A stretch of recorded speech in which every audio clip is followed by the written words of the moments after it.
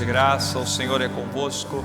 Bendita sois vós entre as mulheres, e bendito o fruto do vosso ventre, Jesus. Santa Maria, Mãe de Deus, rogai por nós, pecadores, agora e na hora de nossa morte. Amém.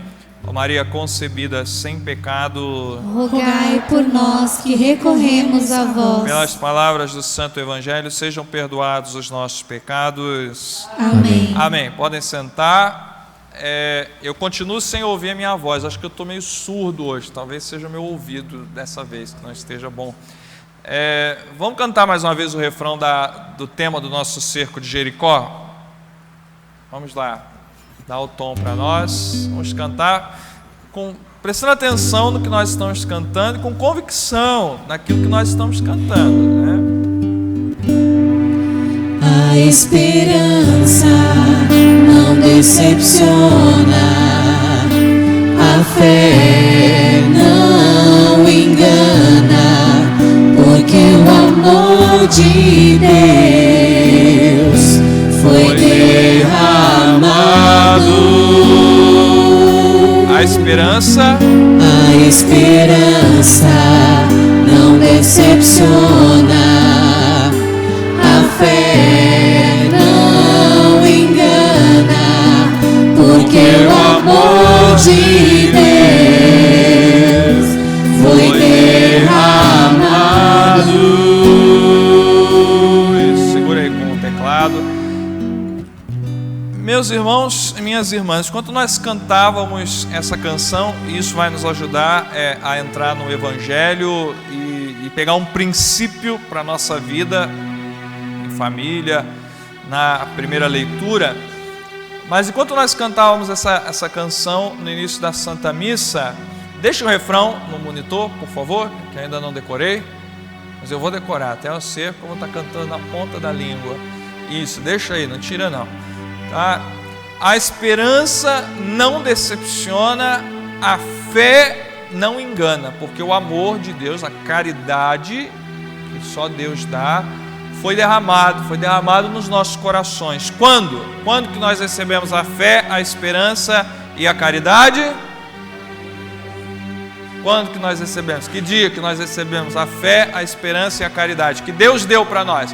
Nós não fizemos por onde de receber, não é mérito nosso, é graça de Deus. Quando Deus nos deu a fé, a esperança e a caridade? Qual o momento da nossa vida? O nosso batismo. E se tem alguém aqui entre nós que ainda não foi batizado, peça à igreja para ser batizado.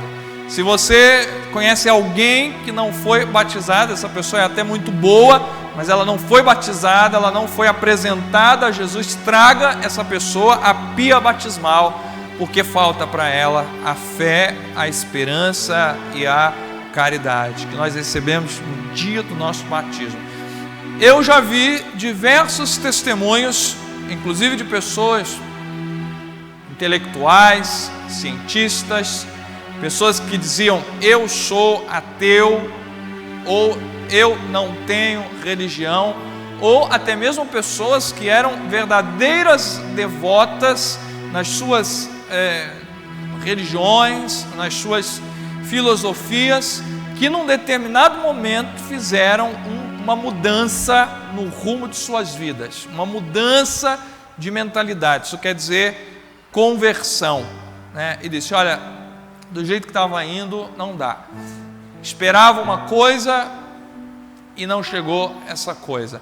Acreditei numa coisa, mas não vi, ou em alguém, e não vi esta fé na realidade do meu dia a dia. Mas eu nunca vi. E a história dos santos está nítida diante de nós, no rol dos santos. Mais de 28 mil santos canonizados, sem contar os que não são canonizados. Eu nunca vi da boca de um cristão que viveu a sua fé dizendo, eu fui decepcionado porque coloquei a minha esperança em Deus. Eu fui enganado porque coloquei a minha fé em Deus. Eu nunca vi.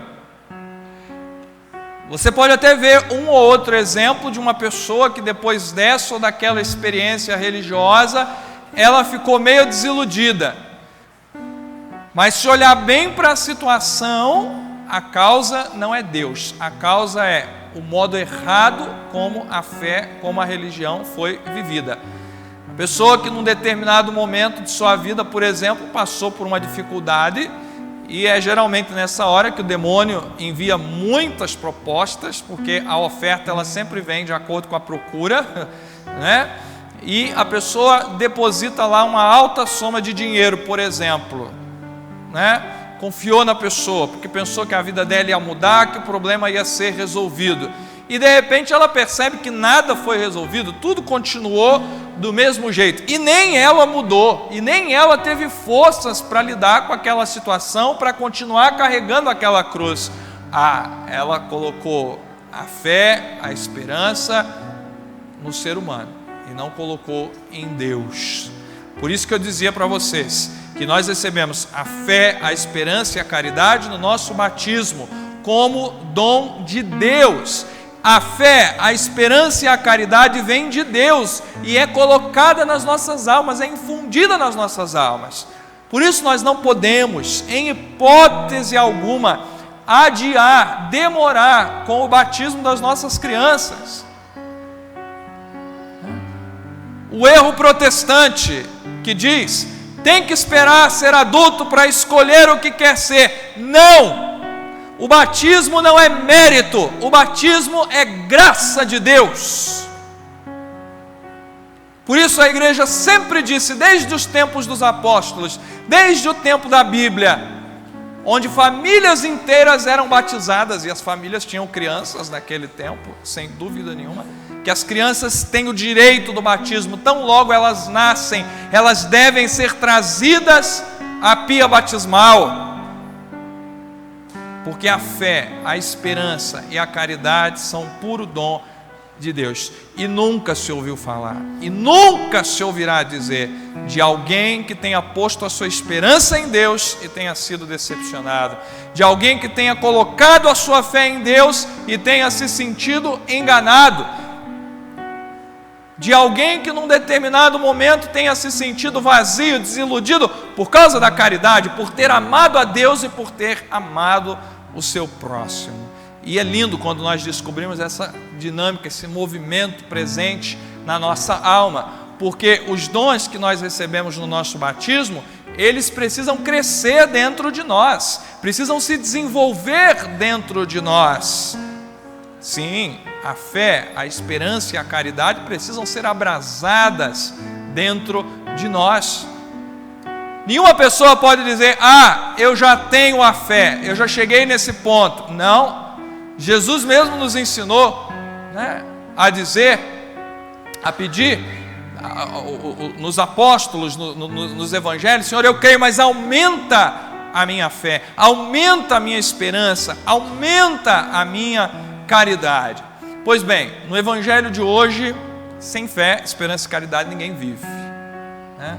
O evangelho é uma grande prova disso, embora não fale abertamente dessas virtudes que são chamadas teologais, porque vem de Deus, é Deus que nos concede, né, de um modo todo especial, para que nós possamos viver na graça. Que as pessoas, se você prestou bem atenção na sua Bíblia, no Evangelho de São Marcos, capítulo 3, principalmente ali o versículo 8, e muita gente, aí diz de onde viram as pessoas, foi até Jesus porque tinham ouvido falar de tudo o que ele fazia, tinham visto as obras de Jesus. E é verdade que naquele momento viam também, porque o Evangelho disse que muitas pessoas foram curadas, as pessoas que sofriam de algum mal queriam tocar Jesus. Que bonito, porque em cada missa nós temos esta oportunidade de tocar Jesus em razão da nossa fé. Cada cerco de Jericó nós tocamos Jesus, nós temos a oportunidade de nos lançar em Jesus. E continua, versículo 11: Vendo Jesus, os espíritos maus caíam aos seus pés, gritando: Tu és o Filho de Deus. Mas Jesus ordenava severamente para não dizerem quem ele era, porque Jesus não precisava do testemunho dos demônios. Jesus dizia ao demônio: cala. Jesus não precisava do testemunho de nenhum demônio. A autoridade de Jesus não necessitava de nenhum testemunho, porque ele tinha autoridade sobre o mundo natural e sobre o mundo sobrenatural, o mundo espiritual. E certamente essas pessoas, o que elas buscavam, o que elas necessitavam, o que elas esperavam, encontrou termo, encontrou plenitude em Jesus. Assim como nós hoje, e muito mais, porque recebemos a fé, a esperança e a caridade no nosso batismo, que depois devem crescer dentro de nós até o fim da nossa vida, e são alimentadas e sustentadas pelos sacramentos. E vou dizer para você, junto com a fé, esperança e caridade, que vão crescendo, que vão se abrasando dentro de nós, vão vindo também outras muitas virtudes sobrenaturais: humildade, mansidão, serenidade, pureza e tantas outras virtudes. Olha só, quando cresce a fé, a esperança e a caridade em nós, crescem as outras virtudes. O contrário também, infelizmente, é verdade. Se um vício cresce dentro de nós, os outros vícios vão crescer, os outros pecados vão crescer. O pecado precisa ser cortado pela raiz. A gente não brinca com o pecado, né?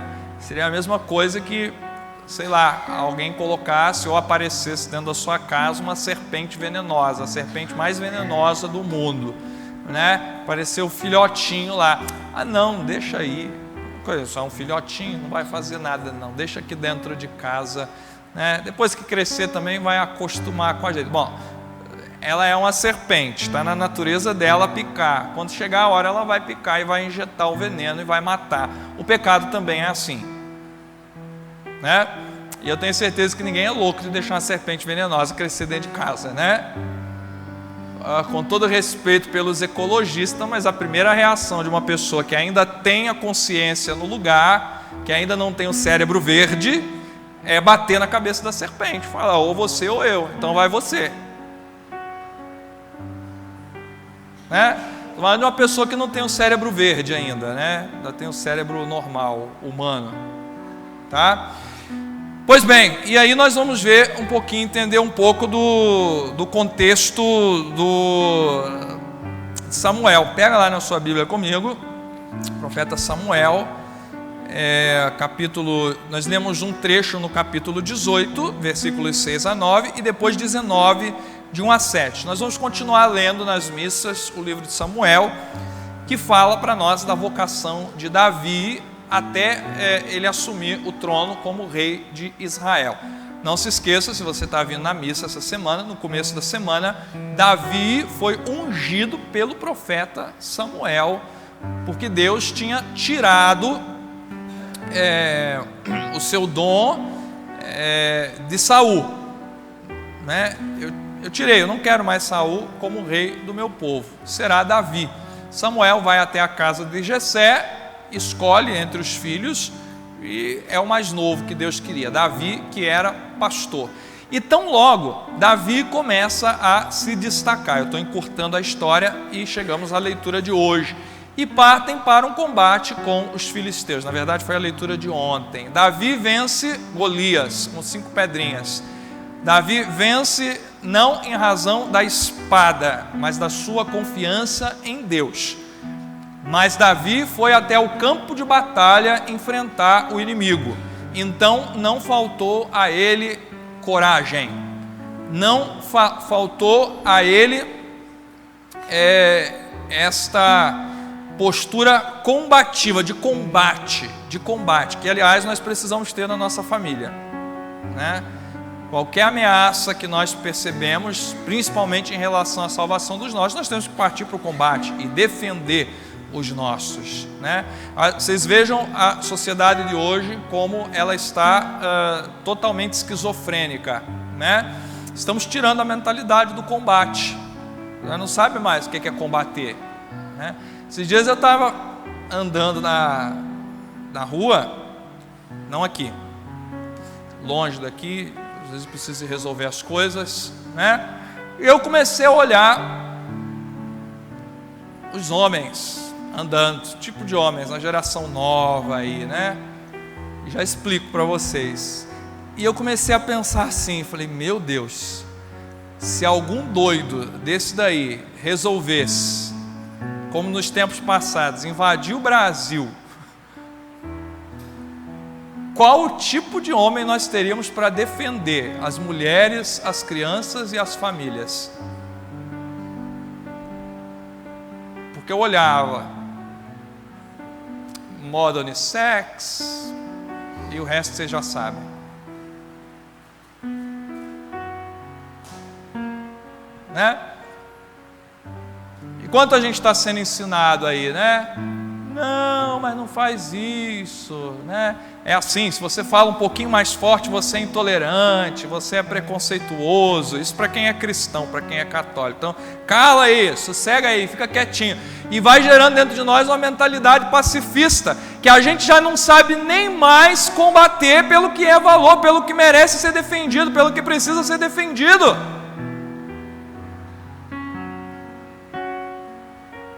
Davi foi para o campo de batalha diante do inimigo, um gigante, ele era um menino. O gigante zombou dele. Quantas vezes o diabo não zomba de nós? Não zomba dos cristãos, não zomba das famílias, não zomba daqueles que querem ser fiéis no casamento, não zomba daqueles que querem viver a palavra de Deus. Os homens aqui que eu digo, saindo do trabalho, para onde você vai hoje? Vou para a missa da família. Ah, para a missa? Você vai para a igreja? Quanta zombaria! O gigante zombou de Davi, falou, eu vou te pisar. Davi falou, eu que vou te vencer, em nome do Senhor. Falou, ainda hoje o Senhor vai me dar a sua cabeça, eu vou te abater pela cabeça. Né? O que Deus tinha prometido lá no jardim do Éden, Gênesis capítulo 3, versículo 15, quando o homem pecou, quando o diabo levou o homem ao pecado? Ele disse à mulher, a serpente, eu porei inimizade entre ti e a mulher, esta te ferirá a cabeça. Né? Então, o inimigo das nossas almas, aquilo que pode colocar em risco a nossa salvação, a salvação da nossa família, precisa ser combatido. E combatido com força. Combatido com força. E de fato, Davi vence Golias e volta para o acampamento. Eu falei que eu não ia fazer a volta, mas acabei fazendo. Mas enfim, no acampamento, a mulherada vai à loucura, porque os filisteus tinham saído envergonhados. O gigante, que era a arma de batalha, tinha perdido a cabeça, tinha sido derrotado. E as mulheres começaram, né, a gritar, dançando, cantando, o cortejo chegando, o rei também estava chegando. Por isso que é bom a gente ter discernimento, né? Ter muito discernimento com as coisas, porque depois do pecado original, nossa vida ficou muito difícil. Olha o que elas fizeram. Saul matou 1000, mas Davi matou 10.000. Igual aquele povo, né? Ai, não sei o que eu fiz para o padre da minha paróquia, que ele me olha a sério, não me dá muita confiança. Mas que? Ela foi para outro lugar e depois chegou na paróquia. Nossa, eu tenho que conhecer esse padre, ele é uma beleza. Chama ele para vir celebrar uma missa aqui. A falta de juízo. Vai pôr a mão no vespeiro. Padre também é gente. né? Pô, ele está se matando ali, coitado.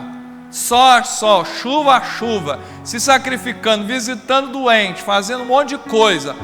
A outra vai, fica uma horinha fora, já chega falando para ele que achou um melhor do que ele, que é para chamar para... Falta de discernimento, né? Não sei se isso acontece em casa também, na família, né? O povo sem juízo fica olhando a fachada da casa do vizinho, né? E acha que a casa do vizinho é melhor do que a própria casa. Acha que o marido da vizinha é melhor. Aí começa, ai, o marido da vizinha parece que é tão bom. Aí começa, Deus nos acuda. Tem que ter discernimento. Começaram a fazer aquilo. É claro que Saul já estava no pecado, já tinha desagradado a Deus nosso Senhor. Não é que ele ia começar a pecar agora, ele já tinha desagradado ao Senhor. Depois vai desagradar ainda mais. E ele começa a sentir, adivinha o quê? O que Saul começa a sentir? Inveja. O que é a inveja? É a tristeza pelo bem alheio. É a tristeza pelo progresso alheio.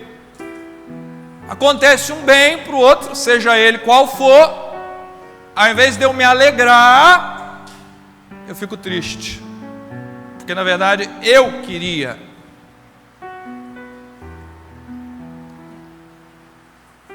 Vejam, meus irmãos, a que ponto a situação vai chegar. Saul começa a gestar no seu coração a morte de Davi, começa a perseguir Davi, e Davi tinha feito bem por ele, pelo povo, e ainda iria fazer muito bem pela frente. Aí, graças a Deus, apareceu também Jonatas, muito amigo de Davi, amava Davi, vai interceder junto do seu pai. Saul tem um momento de consciência, um momento de luz, volta atrás do seu erro naquele momento, mas depois você vai ver que tão logo ele continua mantendo o seu desejo de matar Davi, e continua, e depois a coisa da batalha ali vai ficando sério. Saul começa a cometer uma série de pecados, até os capítulos seguintes, invocar aos espíritos, invoca lá um demônio, depois ele mesmo fica possuído, né? Davi ainda vai acalmar o rei com a sua harpa, mas nem o bem serve mais, porque o coração dele já estava obstinado, estava empedrado. Eu estou fazendo esse percurso com vocês só para mostrar para vocês o que o pecado, ao ponto que o pecado é capaz de fazer a gente chegar. Se a gente não toma cuidado com ele, se a gente não mata ele no ninho. E Deus nos deu essa graça, pelas virtudes bem nutridas, porque se as virtudes vão aumentar dentro de nós, vão crescer dentro de nós, nós vamos vencendo até a heroicidade, porque os santos, eles testemunharam a virtude de um modo heróico, ou seja, num altíssimo grau, que qualquer pessoa, ainda que um cristão, um bom cristão, não conseguiria. Mas é por quê? Porque a fé, a esperança e a caridade cresceu dentro dele.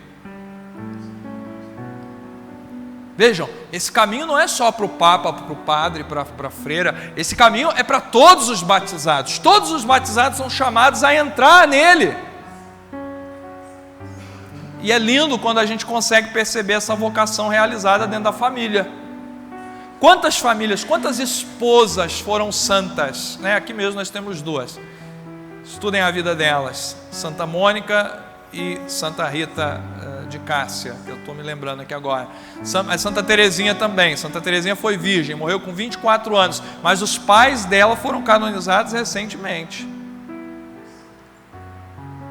Família Martin, santos, viveram a fé, a esperança e a caridade num altíssimo grau. Aliás, se eu não me engano, tiveram 6 filhas, todas elas vocação religiosa, e uma santa. Família santa produz santos. Mas a gente precisa estar atento com isso, porque a primeira leitura nos mostrou de um modo muito emblemático a que nível alarmante pode chegar o pecado, o vício, se ele não é cortado desde a raiz. E quando eu falo cortar desde a raiz, eu estou pensando, claro, primeiramente no confessionário, na confissão. Gente, um casal que se confessa com frequência, um casal que ensina os filhos, desde o catecismo, desde a primeira comunhão, com o exemplo da confissão frequente, vive de outro jeito. Vive de outro jeito. Porque a confissão é remédio. Tem gente que pensa que a confissão é mérito. Tem gente que pensa, eu vou chegar lá porque eu fiz por onde. Não, você vai para a confissão porque você não fez por onde. Porque você falhou. E o padre também, porque o padre precisa se confessar. Tá? Confesso com frequência, sempre que eu posso. Confesso toda semana. Padre, quais são os seus pecados para o senhor confessar toda semana? Meu filho, quanto mais alto você sobe, mais responsabilidade você tem. Uma distração que o padre tem na missa já é um pecado para ele levar para o confessionário.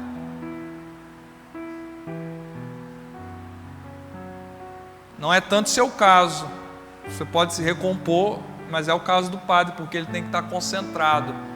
A lei da igreja diz que uns minutos antes ele tem que se preparar na sacristia, durante o dia ele tem que se preparar.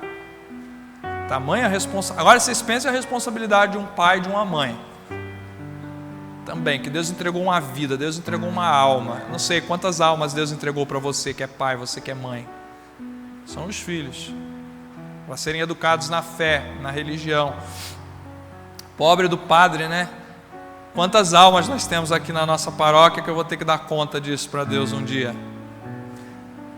Estão entendendo por que o padre confessa com frequência e precisa ser assim? A gente precisa de graça. O sacramento ele é remédio, ele dá força para nós.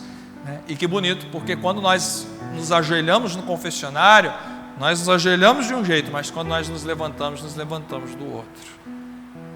Fé, esperança e caridade. Lembrem da oração bonita do confessionário. Que a tua alma esteja tão pura, tão alva, tão brilhante como no dia do teu batismo. Saímos com a fé, a esperança e a caridade renovadas, e ela pode crescer ainda mais se nós fazermos por onde. Vamos terminar então esta homilia cantando mais uma vez o refrão que deixaram ali nos monitores, mas vamos trazer essa palavra para dentro do nosso coração. Nunca se ouviu dizer daquele que viveu a fé, a esperança e a caridade e tenha sido desiludido, e tenha sido derrotado, e tenha sido frustrado no fim da sua vida. E vamos pedir esta graça para nós, para as nossas famílias, para os matrimônios que aqui estão representados, para as vocações, a paternidade, a maternidade que estão aqui representadas. A esperança. A esperança não decepciona, a fé não engana, porque o amor de Deus foi derramado.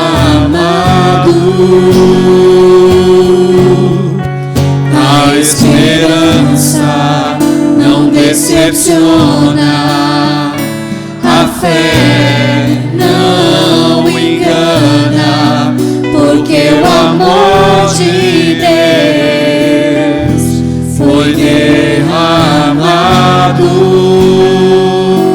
Fé, esperança e caridade.